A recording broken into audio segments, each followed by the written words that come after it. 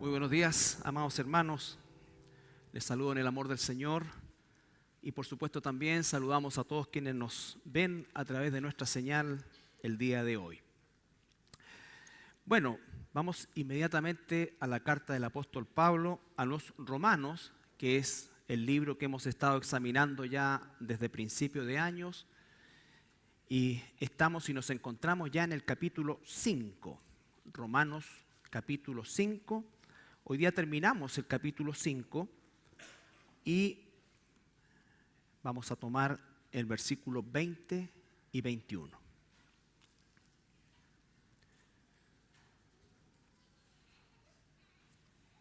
Romanos capítulo 5, versículos 20 y 21. Pero la ley se introdujo para que el pecado abundase, mas cuando el pecado abundó, sobreabundó la gracia, para que así como el pecado reinó para muerte, así también la gracia reine por la justicia para vida eterna, mediante Jesucristo, Señor nuestro.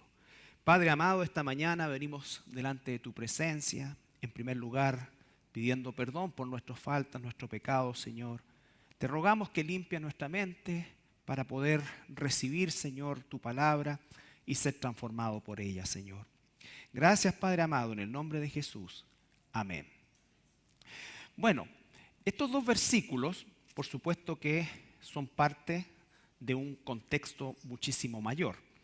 Recordamos que el capítulo 5, que examinamos durante algunas semanas, el apóstol Pablo aquí se introduce, en primer lugar, en los primeros 11 versículos, diríamos nosotros, en las bendiciones de lo que es la justificación. Habla de que el versículo 1, justificados pues por la fe. No olvide nunca eso, justificados pues por la fe. Ha habido toda una disertación en los capítulos anteriores en relación a la fe como el elemento transformador en la fe, en la obra de Cristo, y no la fe o la esperanza en creer que cumpliendo la ley de Dios nosotros alcanzamos salvación. Y lo vamos a ver el día de hoy, que no es un problema de la ley, es un problema de nosotros, ¿ya? Pero habla de que somos justificados por la fe por medio de nuestro Señor Jesucristo, y dice entonces que tenemos entrada a la presencia del Señor, que podemos estar firmes, y además de eso que tenemos una esperanza que sobrepasa todo aquello que pudiésemos nosotros esperar y querer. También nos da contexto a lo que son nuestras tribulaciones, vale decir, las situaciones difíciles que podamos pasar en algún momento de nuestra vida. Nadie está exento, por supuesto, pero aún en esas circunstancias, por difíciles que parezcan, hay propósito de Dios, ¿no es cierto? Porque además de eso hay un fruto tan importante para nosotros, sobre todo en el día de hoy, que es la paciencia, esperar en el Señor. Y no necesariamente esperar que el Señor solucione rápidamente las cosas, sino que esperar en la obra de Dios respecto a la situación que nos está permitiendo vivir. Luego, ¿no es cierto?, va a hablar acerca de lo que significa verdaderamente lo que hizo Jesús al morir por nosotros, y los llevo al versículo 6, capítulo 5, 6, dice: porque Cristo, cuando aún éramos débiles, a su tiempo murió por nosotros. ¿No es cierto? Entonces, aun cuando nosotros no teníamos ningún mérito y no teníamos ninguna posibilidad de generar algo que de alguna forma abonara a nuestra situación, por el contrario, en esa condición, Cristo muere por nosotros. Versículo 8, mas Dios muestra su amor para con nosotros, en que siendo aún pecadores, Cristo murió por nosotros. Entonces, resalta una y otra vez que la condición insalvable, ¿no es cierto?, insostenible por parte de nosotros, resulta única y exclusivamente cambiada por la obra de nuestro Señor Jesucristo, y además de eso hace énfasis en que no hay mérito de parte nuestra, no es algo que nos merecíamos. La salvación no es algo que merecemos bajo ningún punto de vista. Y eso, por supuesto, que produce un choque con lo que es nuestra condición de de seres humanos normalmente orgullosos y normalmente autosuficientes. Y eso ciertamente lo que hace la palabra de Dios aquí es derribar todo eso y decirnos que única y exclusivamente por la obra de Cristo nosotros alcanzamos salvación. No olvide ese pasaje. Dios muestra su amor para con nosotros. Entonces, cuando Dios nos habla del amor, no nos está hablando del amor desde el punto de vista de lo que nosotros entendemos en nuestra humanidad por amor, sino que está hablando de un amor totalmente distinto, inentendible para nosotros. Es un amor que carece de ningún tipo de retribución. Recuerde que el amor humano nuestro generalmente está mediado por una retribución, pero en este caso no es así. Entonces, a partir del versículo 12, que examinamos las semanas anteriores también, comienza ahora a introducirse y a profundizar en la obra de Cristo, diríamos desde un punto de vista más teológico. ¿Y qué es lo que nos está diciendo? Nos está diciendo que a través de un hombre, ese primer ser humano, Adán, entró el pecado en la raza humana. El pecado no comenzó con Adán, el pecado comenzó con Satanás, ¿no es cierto? Pero sí, lo que hace Adán es introducir a la experiencia humana el concepto y las consecuencias del pecado. Entonces, va a hablar de que esa es la razón por la cual nosotros heredamos el pecado. Ahora, versículo 14.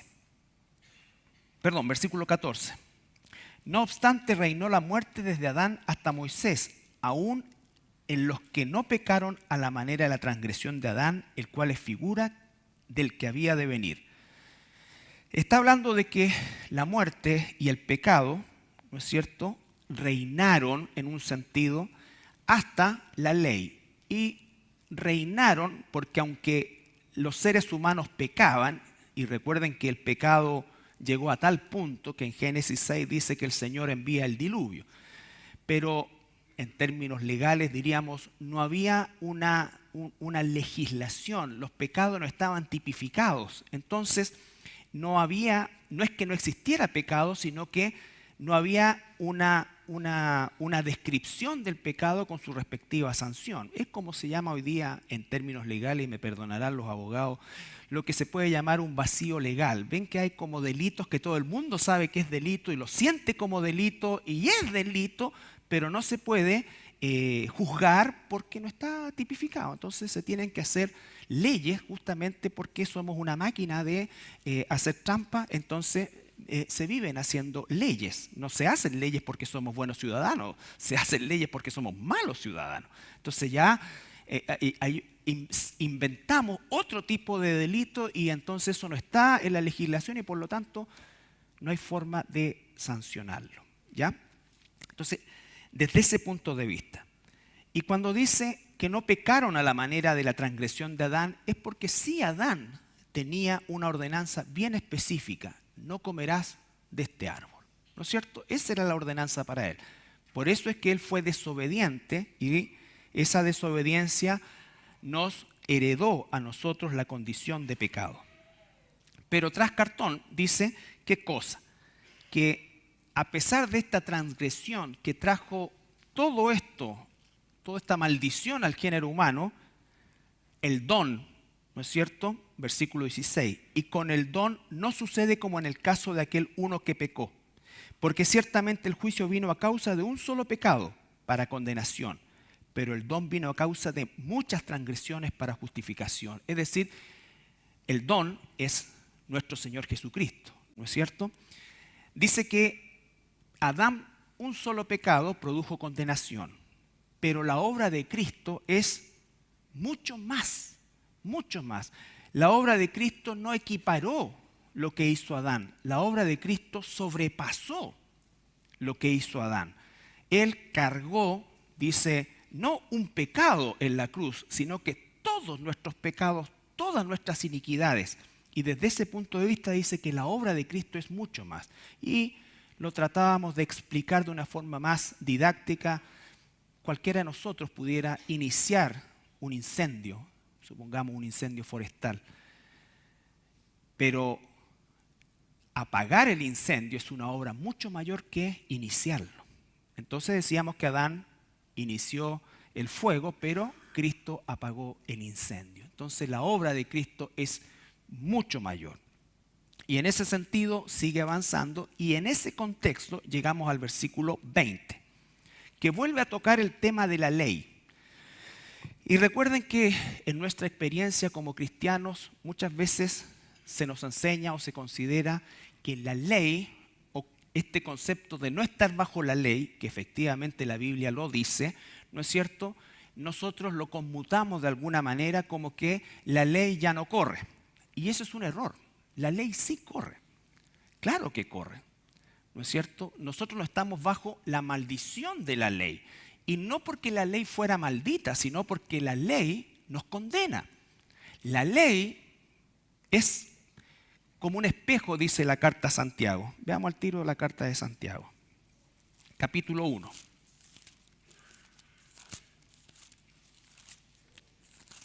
Santiago.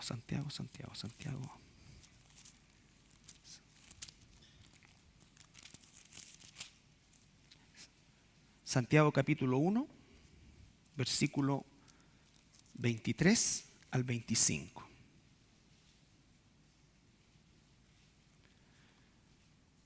Porque si alguno es oidor de la palabra, pero no hacedor de ella, este es semejante al hombre que considera en un espejo su rostro natural.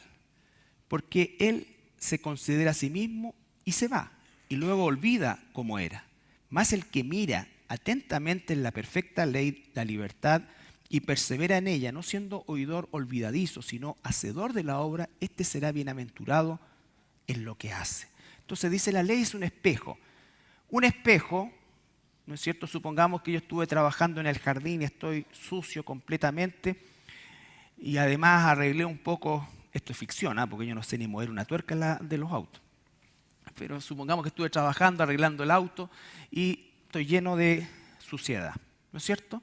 Y me miro en el espejo. El espejo no me puede limpiar. El espejo me muestra que estoy sucio. Pero si yo no pongo atención, ¿no es cierto?, puede ser que me miro, estoy sucio y me fui, y después al rato me olvidé que estoy sucio y empiezo a comer y cualquier otra cosa, ¿ya? Pero en cambio aquel que se da cuenta de eso puede limpiarse. Y mientras más se mira, tengo una mancha aquí, ¿no es cierto? Tengo una...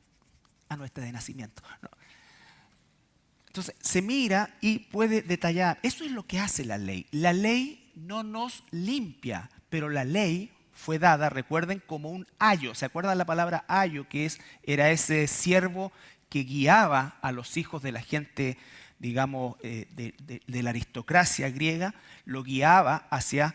en su formación, lo llevaba a la escuela, todo eso. La ley debiera llevarnos, en este caso siguiendo el ejemplo, ese espejo debiera llevarnos a limpiarnos y hacerlo lo más detallado posible, ¿ya? Entonces no es un problema del espejo. El espejo solamente me entrega una información. Entonces lo que está diciendo acá es que la ley es eso, es el espejo. Y fue dada esa ley, Romanos capítulo 7. Recuerden que aquí Santiago está hablando en tiempo presente. Está hablando de la ley y ya han pasado varias décadas desde la obra de Cristo. Romanos capítulo 7.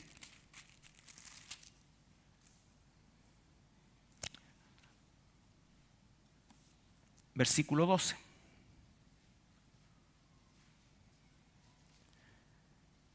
De manera que la ley a la verdad es santa y el mandamiento santo, justo y bueno. Es decir, la ley no es el problema. El problema soy yo. ¿No es cierto? La ley me muestra, la ley es buena, es santa, es justa, es dada por Dios. Otro pasaje importante, Romanos 3:20.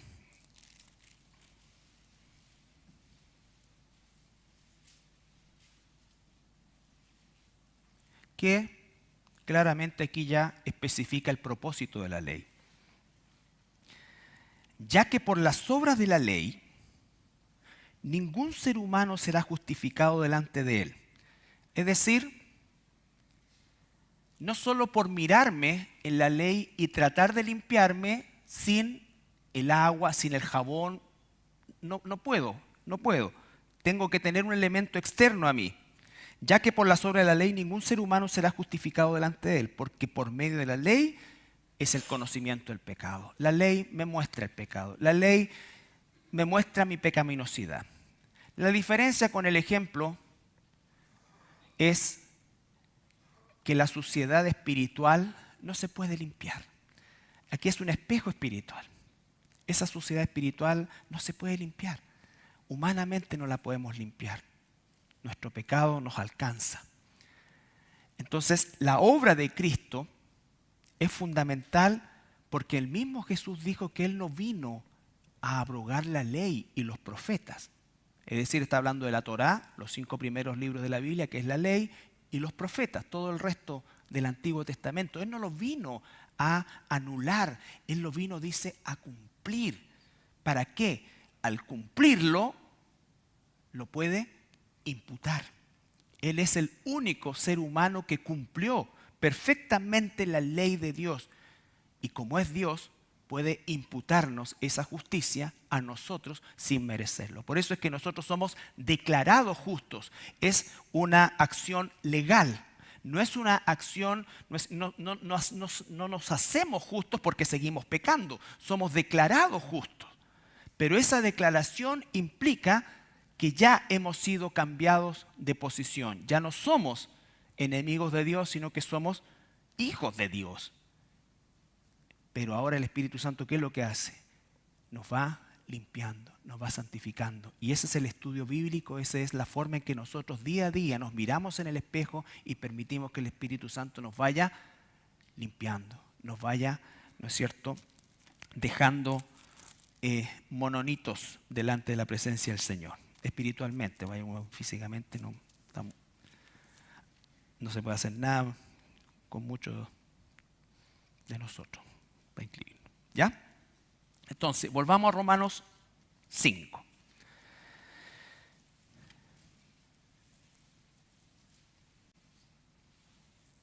Pero la ley se introdujo. Vuelve a ser acción de la ley. Pero la ley se introdujo para que el pecado abundase. No es que antes había poco pecado, sino que como no estaba tipificado, yo no pensaba que era tan malo hasta que leí la Biblia, descubrí la palabra de Dios. ¿No es cierto? Porque la palabra de Dios no me dice, en realidad yo no soy como el fariseo, no debe ser como el fariseo. Señor, yo soy esto, no como este otro. No, sino que la ley, ¿qué es lo que me muestra? ¿Cuán pecador soy? ¿Por qué? Y Jesús la pone más arriba todavía, porque los fariseos decían, yo no he matado a nadie, yo no he adulterado, no, esto sí. Y el Señor le dice, pero si piensas en adulterar, te digo una cosa, ya adulteraste. Entonces, sonamos. Es imposible humanamente. Entonces, por eso es que nos damos cuenta de qué cosa, de la cantidad de pecado. Si no hay leyes que digan, por ejemplo, en el fútbol, que las casas de apuestas son ilegales, eso no es un delito todavía. Va a hacerlo y pareciera que como que aumentaron los delitos. No, lo que pasa es que ahora se especificaron, se describieron, se tipificaron. Y entonces desde ese punto de vista el pecado abundó, porque nos dimos cuenta de que todo lo que hacíamos estaba envuelto por el pecado. Aún muchas veces nuestras, entre comillas, buenas intenciones. Entonces, ¿cuál es la respuesta de Dios? Mas cuando el pecado abundó, sobreabundó la gracia. ¿Qué significa eso? Que entonces cuando me doy cuenta de lo pecador que soy más pecador de lo que yo creía, porque se han dado cuenta que la gente, bueno, sí somos todos pecadores, ¿sí? Somos todos pecadores. Ese es como La gente sabe que hay algo malo con él o con ella. Lo sabe. El punto es que no se pone. Entonces cuando tú le dices, esto a los ojos de Dios es pecado. Ah, no, pero te pusiste ya demasiado fanático. ¿No es cierto? Porque tienen un nivel de pecado. Pero el Espíritu Santo a los hijos de Dios, ¿qué es lo que nos muestra? Que eso que puede estar asimilado, aprobado, incluso legalizado en la sociedad, no cambia la condición de pecado delante de Dios. El que sea acepto en la sociedad, el que sea permitido incluso legalmente en la sociedad, no significa que para Dios no sea pecado. Y tenemos miles de situaciones de ese tipo. El matrimonio entre dos personas de un mismo sexo, aprobado, ¿no es cierto?, completamente asimilado por la sociedad, asimilado porque ahora hay como una especie de nueva inquisición, asimilado ya sea por la buena o por la mala, ¿ya? Entonces, pero delante de Dios es abominación, dice la palabra. Entonces no es un juicio nuestro, es la ley de Dios. Pero el único que puede cambiar esa condición y cambiar la manera de pensar es Dios.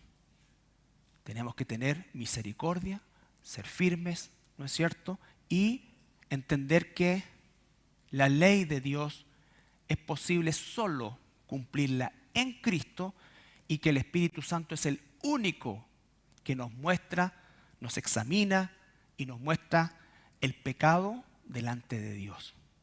No delante de una sociedad, sino que delante de Dios. Entonces dice, pero la ley se introdujo para que el pecado abundase, más cuando el pecado abundó, sobreabundó la gracia. ¿Qué es lo que sentimos nosotros? Nos sentimos más perdonados por Dios, más perdonados por Dios. Por eso cuando nosotros hacemos evangelismo, si no le comunicamos a la persona que tenemos delante o a las personas que tenemos delante la condición en que se encuentran, el perdón y la gracia de Dios pierden contexto, pierden fuerza. Pierden fuerza. Por eso es que la persona tiene que saber su condición. Tiene que ni siquiera entender, sino que saber su situación, su condición delante de Dios. Una persona que dice, yo soy bueno, yo nunca le he hecho mal a nadie. Y nosotros como que vamos, sí, bueno, es que, bueno, en realidad, sí, pues tú soy re buena persona, pero mira, dale una oportunidad a Jesús. No, pues, tú no eres bueno delante de Dios. Puede que culturalmente, socialmente, familiarmente seas una excelente persona. Pero el estándar no somos nosotros, no es las personas, es Dios. Es Dios. ¿Sabes? A ver, ¿cómo? Si Dios...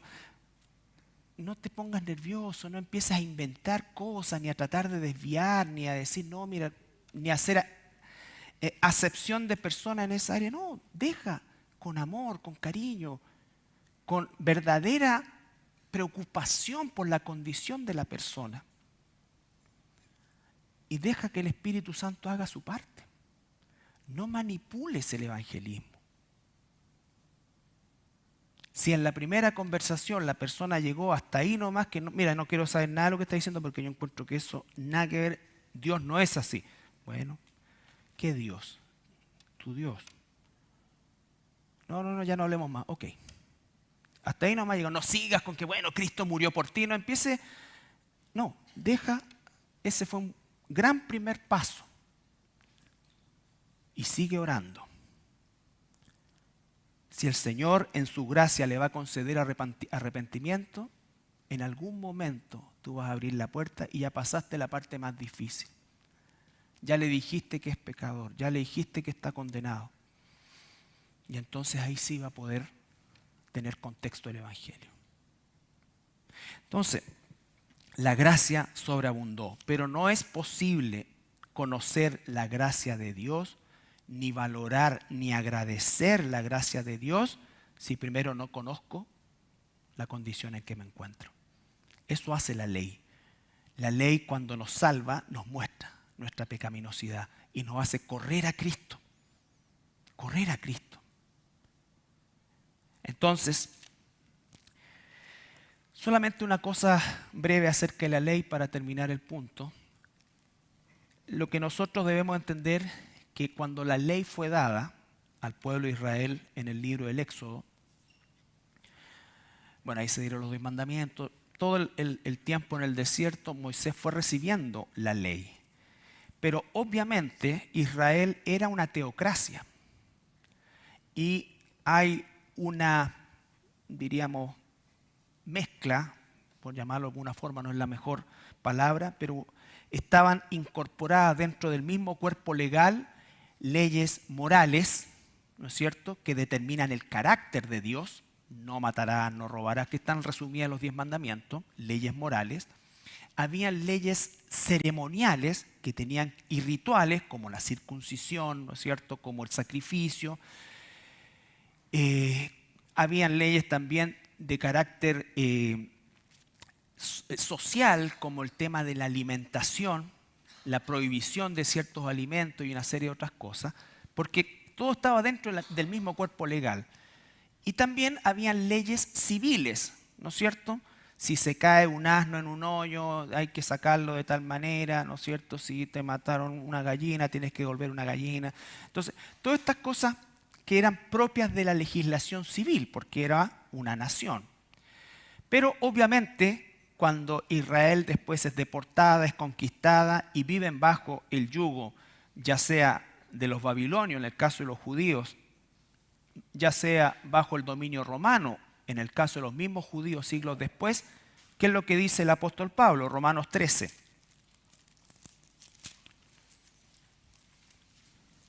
Nosotros no vivimos bajo una teocracia en lo humano. Romanos 13, 1 al 3.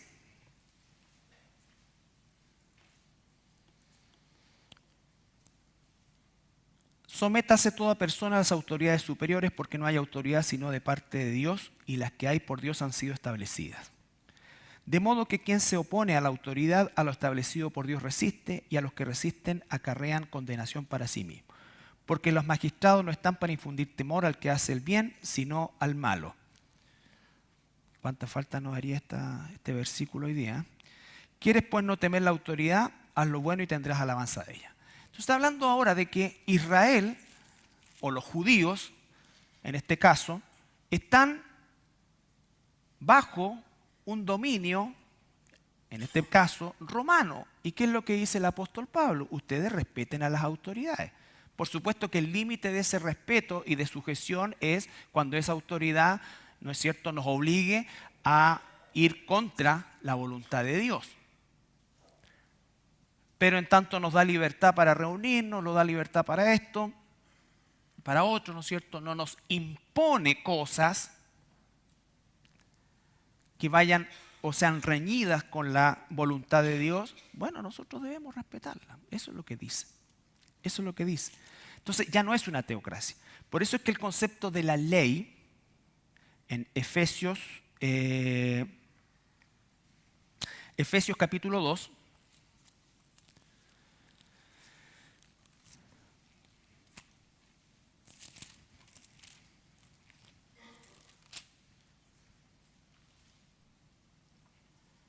versículo 15 y 16,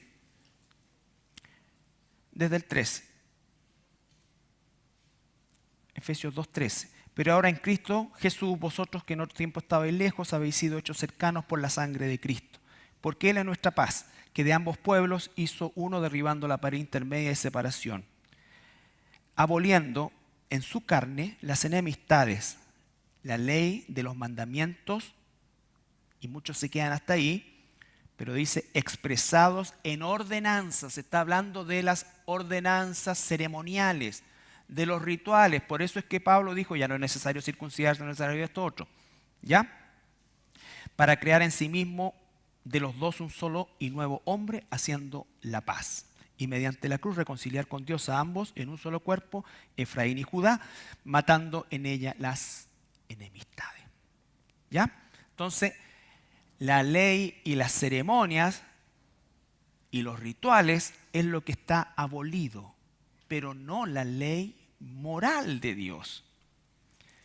En Primera de Juan,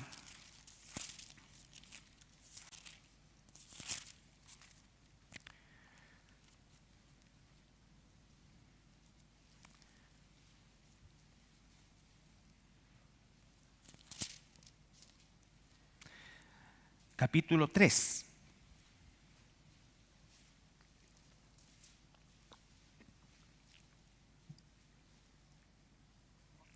Versículo 4. Todo aquel que comete pecado, y Juan el apóstol es el último escritor del Nuevo Testamento, todo aquel que comete pecado infringe también la ley. Aquí no está hablando de delito, no está hablando de la ley humana, está hablando de pecado, lo que ofende a Dios. Infringe también la ley, pues el pecado es infracción de la ley o a la ley. ¿Ya? Entonces, ¿a qué ley? No la ley ceremonial o ritual o civil, ¿no es cierto? Por eso es que a los hijos rebeldes no se les apedrea, ¿no es cierto? Sino muchos de nosotros habríamos muerto en nuestra adolescencia. No se les apedrea. ¿Por qué? Porque eso era parte de la ley civil. Así seguro a ti te decían el ángel del barrio. Se rió así como... Todo era... Mi mamita está de testigo ahí. Pobrecita mi mamita. Todo aquel que comete pecado infringe también la ley, pues el pecado es infracción de la ley. Entonces, ¿qué ley se está refiriendo? La ley moral. Ya no la ley ritual, porque no es necesario circuncidarse, no es necesario sacrificar, ¿no es cierto? Nosotros no nos reunimos un sábado, nuestra dieta no es kosher. No está diciendo que eso fuera malo, si hay gente, pero imponer eso como parte de agradar a Dios no es así. ¿Ya? Entonces algunos hablan de la dieta de Daniel y que esto es lo que... No hay una ley en cuanto a la alimentación el día de hoy, ¿ya? O a partir de este momento. Entonces esas leyes, claro que ya no están vigentes. No porque fueron abolidas, sino que fueron cumplidas, porque Cristo murió por nosotros, Él todo eso lo cumplió. Cumplió los tres tipos de ley, la ley civil, la ley moral, la ley ritual y la ley civil. Entonces nosotros ahora como hijos de Dios estamos bajo la ley moral de Dios desde el punto de vista del carácter de Dios. Recuerden que lo que hace el Espíritu Santo es transformar nuestro carácter a semejanza del carácter de Cristo. Jesús no violó la ley ritual porque él era un judío. Él no violó la ley civil porque era parte de los que vivían bajo el yugo romano. Y por supuesto que jamás violó la ley moral. Entonces, nosotros, cuando dice acá que el que comete pecado infringe la ley, porque el pecado es infracción de la ley, se está refiriendo a que la ley sigue vigente. Sigue vigente en todo lo que es el carácter de Cristo. Todo lo anterior, los rituales y todo eso, por supuesto que cesaron con Jesucristo porque Él es el Cordero de Dios que quita el pecado del mundo. Él es nuestra Pascua. Él es nuestro descanso. Él es todo. Entonces, para tener claridad al respecto. Bueno, volvamos a Romanos. Romanos es un libro denso, pero en la medida que nos vamos familiarizando, lo vamos entendiendo y vamos también entendiendo lo que Dios hizo por nosotros. Entonces, versículo 20, Romanos 5:20. Pero la ley se introdujo. ¿Quién la introdujo? ¿El hombre? No, Dios. ¿Dónde la introdujo? En el Sinaí, por medio de Moisés. Pero la ley se introdujo para que el pecado abundase, para que nos diésemos cuenta de la cantidad de pecados que hacemos. Más cuando el pecado abundó, y aquí viene lo mismo. ¿Recuerdan en los pasajes anteriores que el don fue mucho más que el pecado de Adán? Este es el mismo principio. La gracia sobreabundó, es la palabra huper, o sea, es como hiper, no es supermercado, es hiper, es algo gigante. ¿Ya? Entonces la gracia sobreabundó. Siempre la obra de Dios sobrepasa inmensamente la obra o las consecuencias del pecado. Versículo 21. Para que así como el pecado reinó para muerte, por causa de Adán, ¿no es cierto? Y está hablando de muerte espiritual, muerte física, muerte eterna. Dice la palabra que el mundo, primera de Juan, está bajo el dominio del maligno. Para que así como el pecado reinó para muerte, así también la gracia reine por la justicia. Recuerde que la gracia se puede extender por causa de que la justicia fue satisfecha. Si la justicia de Dios no es satisfecha, no hay posibilidad de que Dios extienda la gracia, porque Dios es perfecto en amor y perfecto en justicia.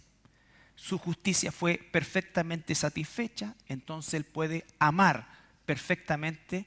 ¿Y cómo ama a Dios? Por medio de la gracia. Dios no ama por mérito, Dios ama por gracia. ¿Ya? Para que así como el pecado reinó para muerte, así también la gracia reine para la justicia, para vida eterna mediante Jesucristo, Señor nuestro. Y la palabra clave ahí es gracia. ¿Qué es lo que debe producir la gracia en nosotros? Por eso va a decir el capítulo 6, versículo 1. ¿Qué pues diremos? ¿Perseveraremos en el pecado para que la gracia abunde? Versículo 2. En ninguna manera. Porque los que hemos muerto al pecado, ¿cómo viviremos aún en él? O sea, dice, ahora que sabemos que cuando abunda el pecado, sobreabunda la gracia, muchos lo toman como licencia para pecar, total, la gracia sobreabunda. ¿Cuál es la respuesta de Pablo? En ninguna manera.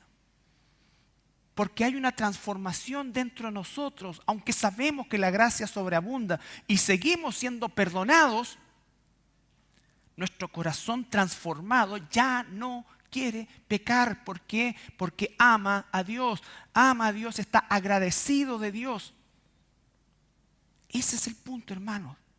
Y a veces en el pueblo de Dios hay falta de gratitud a Dios. A veces la pecaminosidad es consecuencia de falta de gratitud. Puede ser consecuencia de falta de conversión, pero también a veces falta de gratitud. Y a lo mejor nuestros pecados consisten en malagradecidos, amargados, insatisfechos, frustrados. ¿No es cierto? Un cristiano frustrado es una dicotomía. Frustrado porque no alcanzó lo que quería hacer en este mundo y eso hace que su temperamento esté permanentemente moldeado por una amargura. Eso es pecado, hermano. Es pecado.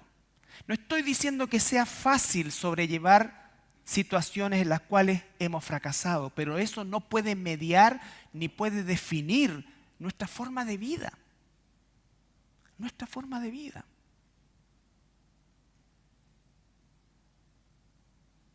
Hay hermanos que uno abraza y queda pasado a limón.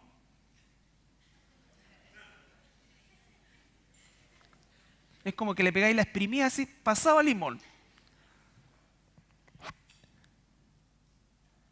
Y otros que uno sabe que están pasando situaciones realmente difíciles, lo abrazáis y manjar. Helado de chocolate. ¿Qué hace la diferencia entre uno y otro? Bueno, no lo sé yo en realidad, pero pasa eso. Entonces, cuando está hablando acá, dice que la gracia reine por la justicia para vida eterna. Acuérdese, hermano, vamos hacia la vida eterna. Eso significa que nuestra meta es totalmente distinta a la que hubiésemos tenido si el Señor no se hubiese apiadado de nosotros. Entonces sí, hay situaciones difíciles, por supuesto que sí. ¿Hay momentos desagradables? Claro que sí, pero tampoco le pongamos tanto. Entonces, ¿cómo es que nosotros debemos vivir? ¿Siendo inconformistas o siendo agradecidos? ¿No es cierto? Dice agradecido con lo que tenemos, con lo que no tenemos. Eso no significa que no seamos personas esforzadas, pero no debemos ser tampoco personas completamente mediadas por logros humanos. por logros y situaciones humanas. Hay que hacer esto, hay que esto, hay que esto. Y mira, yo me proyecto los primeros años, vamos a hacer esto. Y si no... Yo les he contado muchas veces una experiencia personal también. Mira, yo quería ser militar, no pude. Quería estudiar, tampoco. ¿Y tú crees que pero mira, en el sueño más loco que hubiese tenido, me voy a imaginar que iba a estar acá? Menos mi mamá. Mi mamá lo único que me decía es que, mijito, termina el cuarto medio y paga lo que quiera. Entonces,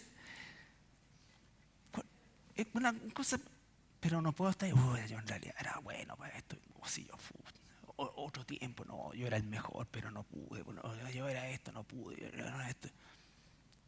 Hay gente que vive así, Entonces, gracias y agradecido. Salmo 28:7.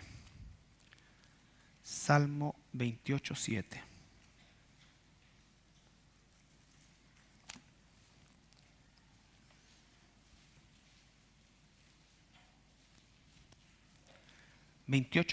y 7. Salmo 28, 6 y 7.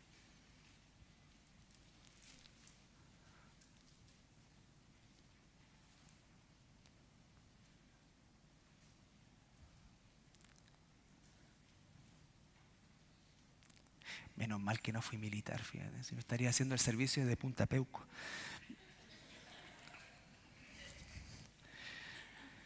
Bendito sea Jehová, que oyó la voz de mis ruegos. Jehová es mi fortaleza y mi escudo. En él confía mi corazón y fui ayudado, por lo que se gozó mi corazón y con mi canto le alabaré. Se gozó mi corazón, ¿no es cierto?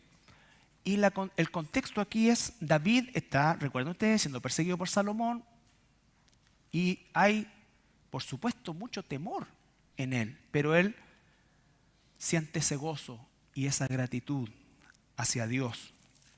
El Salmo 104. El Salmo está lleno de gratitud, los salmos. Solamente tomamos algunos. Salmo 104.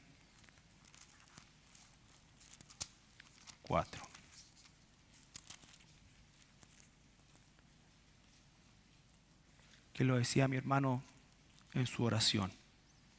Entrad por sus puertas con acción de gracias, por sus atrios con alabanza. Alabadle, bendecid su nombre, porque Jehová es bueno, para siempre su misericordia y su verdad por todas las generaciones. Efesios, capítulo 1, versículo 3.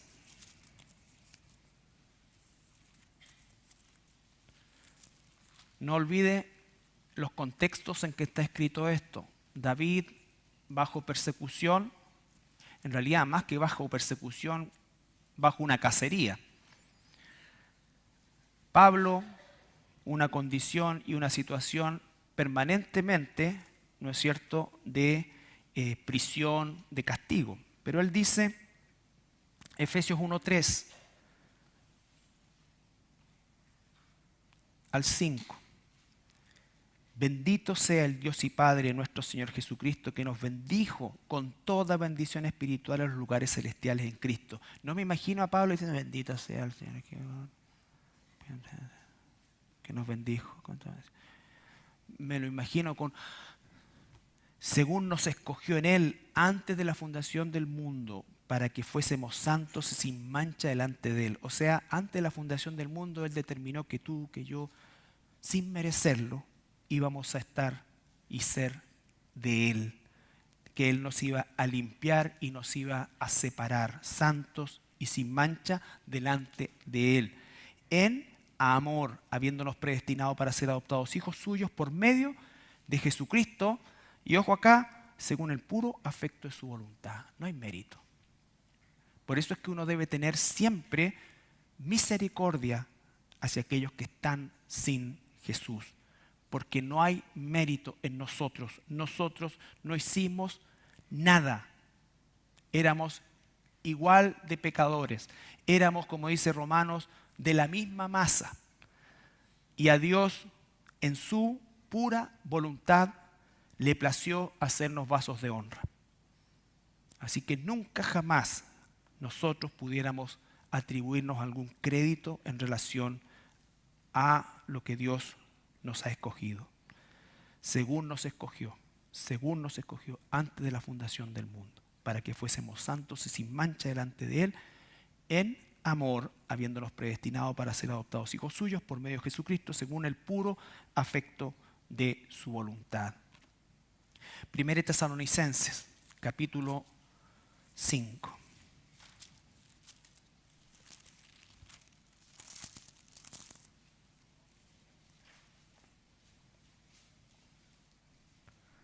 Desde el versículo 15. 1 Tesalonicenses 5, del 15 al 18.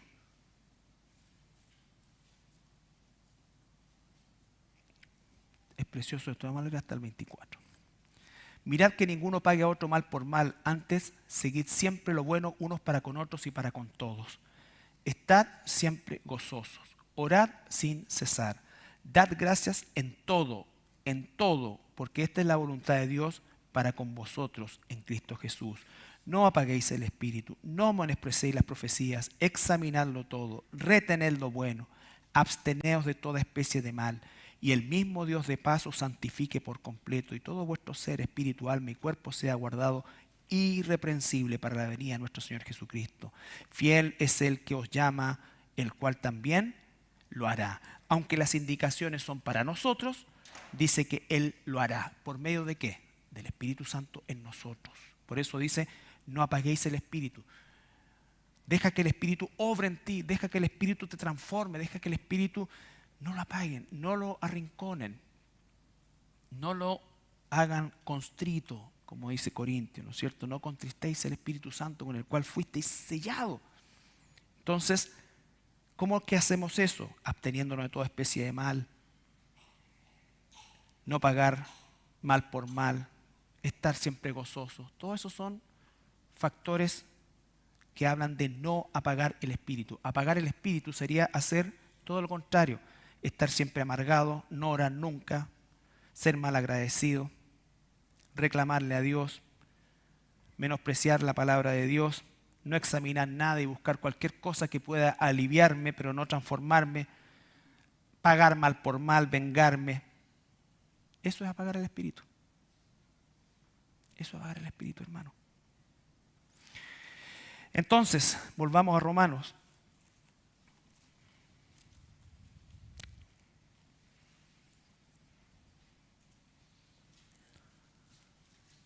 Capítulo 5, versos 20 y 21.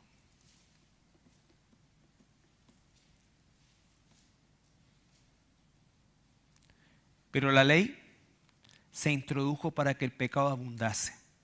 ¿Tenemos claridad en eso? Mas cuando el pecado abundó, sobreabundó la gracia. Para que así como el pecado reinó para muerte, así también la gracia reine por la justicia para vida eterna mediante Jesucristo, Señor nuestro. El último versículo, Hebreos 12.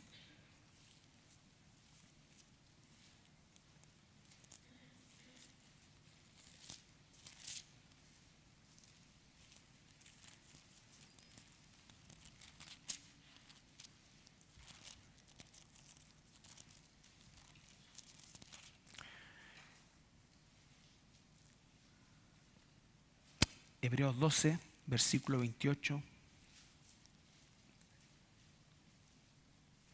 y 29.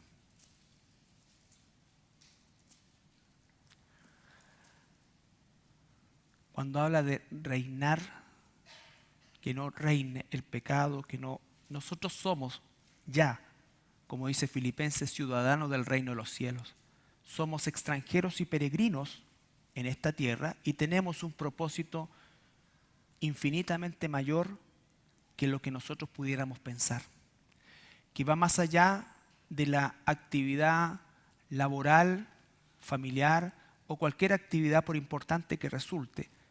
Somos ciudadanos del reino y nuestra condición de embajadores de ese reino es la obra más importante que estamos puestos a hacer en este tránsito terrenal. Dice Hebreos 12, 28, 29. Así que recibiendo nosotros un reino inconmovible, nuestro reino al cual pertenecemos es inconmovible. ¿No es cierto? Tengamos, ¿qué cosa? Gratitud. Seamos agradecidos. Nuestra ciudadanía está en los cielos.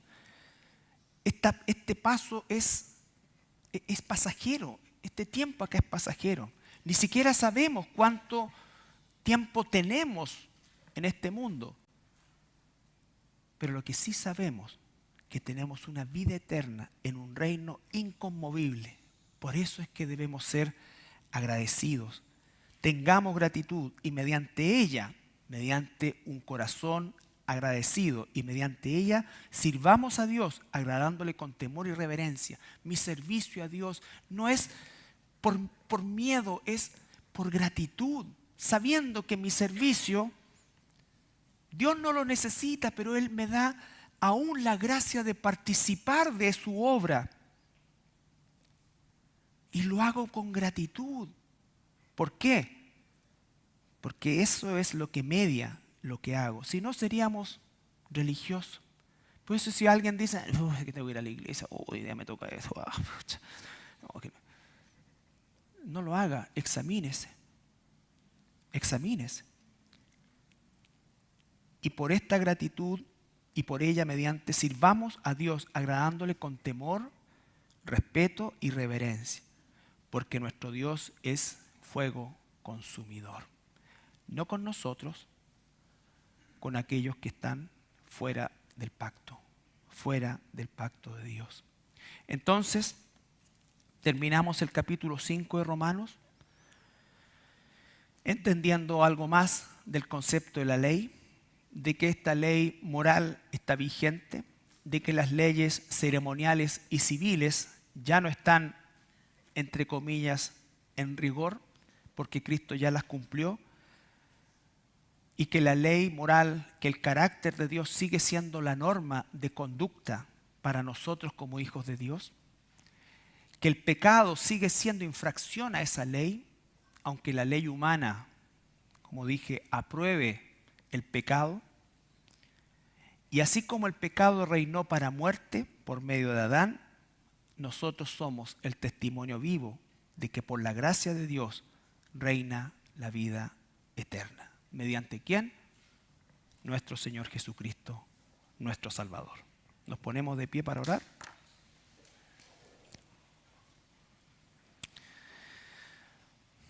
Padre, te damos gracias en esta hora, Señor, por tu palabra.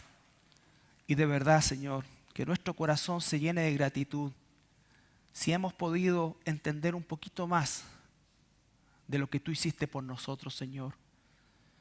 No buscando razones de por qué lo hiciste, porque no las vamos a encontrar, Señor, sino que agradeciendo lo que hemos recibido, producto de tu obra, Padre. Una salvación inmerecida, una condición de ciudadanos del reino, una esperanza bendita reservada para nosotros y además una asistencia permanente y segura mientras estamos en este mundo. Gracias, Padre amado. Gracias, Señor. ¿Qué más podríamos decir? La única forma es respondiendo afirmativamente a tus mandamientos y viviendo una vida llena de gratitud a ti. En el nombre de Jesús. Amén.